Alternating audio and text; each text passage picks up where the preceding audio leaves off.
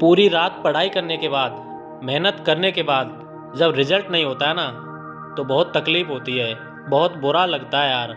लेकिन इन सारे दुखों को त्याग कर, दुखों को भुलाकर एक नई शुरुआत करनी होती है, क्योंकि हमारे पास कोई ऑप्शन नहीं है, हार नहीं सकते।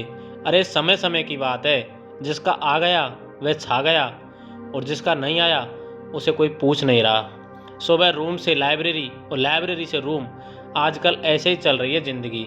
हाँ, मुझे पता है कि इस दुनिया में सिर्फ सक्सेस को ही सलाम करती है, संघर्ष में तो आदमी अकेला ही होता है। इसलिए तो जी जान से मेहनत कर रहा हूँ, अकेले ही सही, लेकिन अपनी परिस्थितियों से, अपनी कमज़ोरियों से लगातार लड़ रहा हूँ। किसी ने कहा था कि तुमसे नहीं होगा, बस इसी बात को तो पलटना है, क्योंकि जब कोई बात दिल पर लग जाती है ना, तो कामयाब होना ज़रूरी बन जाता है। और मैं कैसे हार जाऊँ इन तकलीफ़ों के आगे।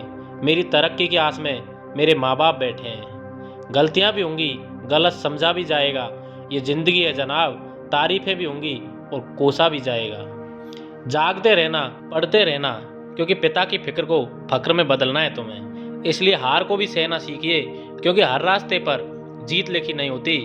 याद रखना, जिसने संघर्ष को अपना साथी बना लिया, समझो उसने इस दुनिया में खुद को काबिल बना लिया। बिना ताक के कुछ हासिल नहीं होता दोस्त।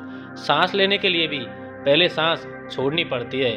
और याद रखना, पढ़ाई में आलस करना और लाइब्रेरी में जाकर मोबाइल चलाना माँ बाप के बलिदान का मजाक उड़ाने के बराबर होता है। इसलिए पढ़ाई कर रहे हो तो केवल पढ़ाई करो, हर चीज़ को साइड कर दो जो तुम्हें तुम्हारी मंजिल तक जाने से रोक रही हो। याद रखना, सफलता का पहला कदम हमेशा मुश्किल ही होता है। अगर सफलता इतनी आसानी से होती तो आज हर व्यक्ति सफल होता। इसलिए जाओ और मेहनत करो।